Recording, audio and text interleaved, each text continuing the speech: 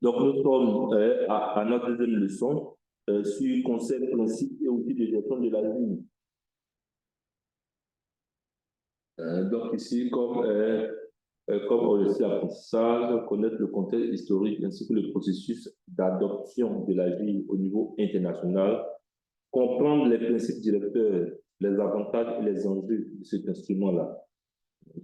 Donc, à l'issue de ce cours, pouvoir maîtriser les thèmes généraux sur la gestion intégrée des ressources en eau.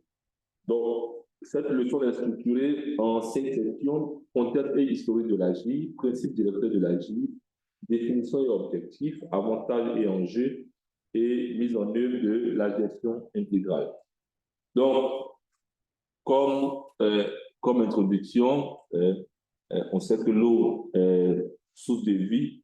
L'eau est le dénominateur commun de tous les enjeux qui sont liés au développement durable. Donc, l'eau n'est pas une marchandise comme les autres. L'eau est source de vie, tout. Donc, la priorité pour les hommes et les communautés est la qualité de l'eau, de l'air et de la terre. Donc, quelle est la situation de l'eau dans le monde? On a vu dans la première leçon sur la généralité sur les ressources en eau que l'eau douce est rare, que ces ressources-là sont mal réparties au niveau des continents et des régions. Les risques naturels sont mal contrôlés en matière d'inondation, d'éboulement, tout. La situation des plus pauvres est intolérable. La compétition est effrénée entre les usagers, c'est-à-dire entre les agriculteurs, entre les éleveurs, entre les industriels.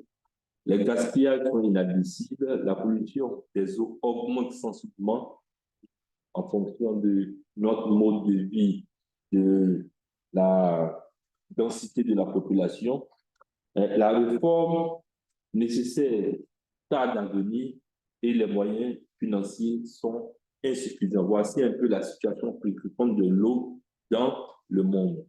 Et donc, depuis les années 80 jusqu'à l'année 2000, l'eau est devenue un sujet d'intérêt prioritaire au niveau des politiques, tant nationales qu'internationales. L'objet des débats dans les années 80 tournait autour de l'assainissement dans le cadre de la santé publique et de l'accessibilité dans les pays en voie de développement. À partir de 1990, il s'est étendu sur la politique de gestion et d'usage et après d'intégrer dans une perspective la protection de l'environnement et le développement durable. Donc, on voit que la question est cruciale et ces questions-là ont été soulevées dans les instances internationales, à savoir la nécessité d'une gestion intégrée au lieu d'une gestion sectorielle, la nécessité d'une gestion durable des ressources en eau qui vont concilier à la fois les besoins de l'homme et ceux de la nature. Et on va tendre vers l'abandon progressif des modèles de gestion centralisés pour aller vers une participation des collectivités territoriales. Donc, on va voir que l'historique, depuis la conférence des Nations Unies en 1972 à Stockholm, jusqu'à la conférence des Nations Unies sur l'eau en 1977, jusqu'à la conférence de Dublin en 1992. Et à cette conférence de Dublin en 1992, là, la conférence qui est un préambule ou un prélude au sommet de la planète va adopter une déclaration dite la déclaration de Dublin sur l'eau dans les perspectives d'un développement durable.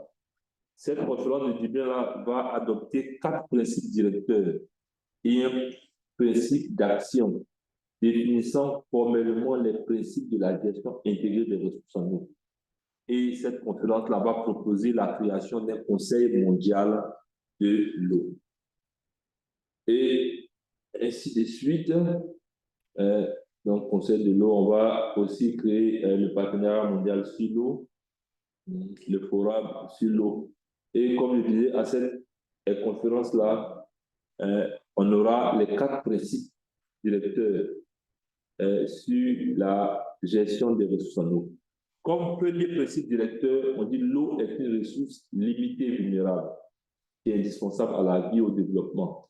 Donc, on sait que la ressource ici a une quantité fixe qui est toujours renouvelée. Le volume constant est mis en jeu dans le cycle hydrologique. Donc, il n'y a pas de renouvellement de la ressource, pas de développement de la ressource. Donc, pour cela, on doit avoir une bonne gestion au niveau de la qualité de cette ressource-là. Comme deuxième principe, la mise en valeur et la gestion de l'eau doivent avoir un caractère participatif. On ne doit plus rester, ce sont les experts qui décident et on vient imposer ça à la population. C'est ensemble, on doit avoir un caractère participatif, on doit s'asseoir sur la même chaise et pouvoir trouver les actions à mener. Et on doit aussi intégrer les femmes dans cette gestion-là, parce qu'elles jouent un rôle très important. Et aussi comprendre que cette eau-là a une valeur économique. C'est vrai que cette eau-là a aussi une valeur économique. Donc, voici un peu les 4 principes directeurs de la gestion intégrée des ressources en eau. Donc, on a essayé de définir la vie. On a dit que c'est un processus qui favorise le développement et la gestion coordonnée de l'eau, des terres, des ressources connexes, en vue de maximiser de manière équitable le bien-être économique et social, en résultant, sans pour autant compromettre la pérennité des écosystèmes vitaux, un peu comme le développement durable. Donc, différentes définitions ont été formulées. On dit visant à utiliser durablement l'eau pour répondre aux différents besoins, tout en permettant de lutter contre les catastrophes naturelles, de satisfaire de façon viable les besoins des populations et assurer la suffisance au niveau de l'agroalimentaire.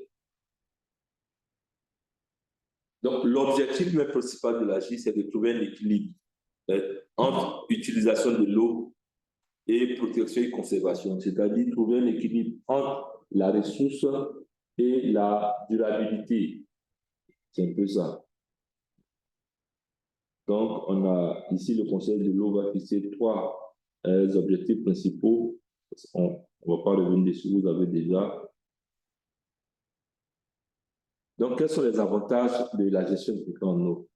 On a un accès équitable à l'eau pour tous les usagers, gestion durable des ressources en eau et renforcement des capacités locales. Donc, on a ici les enjeux garantis de l'eau à la population. Ici, on a listé les enjeux de cette gestion intégrée des ressources en eau. Et il faut savoir que cette gestion intégrée des ressources en eau va reposer sur 3 piliers, sur la durabilité de l'écosystème, sur l'équité sociale et sur l'efficience économique. Et cette gestion des ressources en eau est toujours mise en œuvre. L'échelle qui est préconisée, c'est à l'intérieur d'un bassin versant. Donc, la mise en œuvre est faite à l'intérieur d'un bassin versant. Parce qu'à l'intérieur du bassin versant, on considère toutes les interactions entre les ressources affectant l'eau sur l'ensemble du territoire d'écoulement. On considère l'impact de tous les intervenants affectant la ressource en eau, même s'ils ne sont pas localisés dans une même unité administrative. Parce qu'un bassin versant peut être à cheval en plusieurs localités, en plusieurs administrations. Mais c'est mieux de gérer parce qu'on ne peut pas gérer au niveau administratif parce que le découpage administratif ne respecte pas l'écoulement en fait des eaux. Donc, au niveau de l'AGI, on préconise de pouvoir faire une gestion à l'échelle du bassin versant et non à l'échelle de l'administration. Et comment faire cette mise en œuvre de l'AGI? Donc, on va voir 3 catégories. On va voir ceux qui vont créer un environnement favorable. Parce que pour mettre en œuvre une gestion intégrée en eau, il faut qu'on soit dans un environnement favorable. Si vous devez faire des études, au moins à l'université, au moins il doit y avoir un cadre favorable, au moins des chaises pour s'asseoir, au moins la lumière, voilà. Il faut aussi, il y a ceux qui créent la mise en place des institutions. La mise en place des institutions. Et aussi, maintenant, il faut des instruments, des outils de gestion.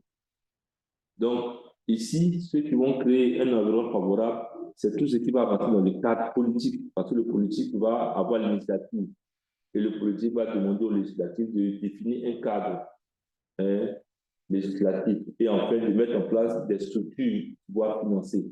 Ça, c'est ceux qui vont mettre en cadre un environnement favorable. On aura maintenant le cadre institutionnel. On va déléguer, l'État va déléguer ces fonctions-là à des institutions. Et enfin, on aura les outils de gestion. Donc, on a ce tableau-là qui résume de manière globale l'environnement favorable, les institutions et les mécanismes de gestion. Ici, quand on regarde un peu comment la télédétection peut nous aider, ici avec les systèmes d'information géographique, ce n'est pas au niveau de l'environnement favorable, ni au niveau des gestions, mais dans les outils de gestion. Parce que dans les outils de gestion, avant de faire une gestion des ressources, il faut d'abord évaluer la ressource là-même. Donc, dans l'évaluation de la ressource, en termes de disponibilité, de qualité et de besoins, on voit que la télédétection peut nous aider sur ce point-là.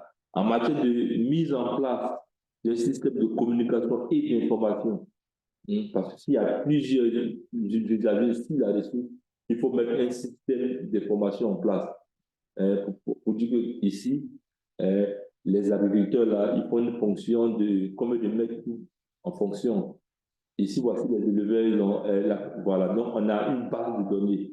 Et ici, les systèmes d'information, la détection et les sites peuvent nous permettre de pouvoir ici évaluer et mettre en place un outil pour pouvoir gérer cette base de données-là.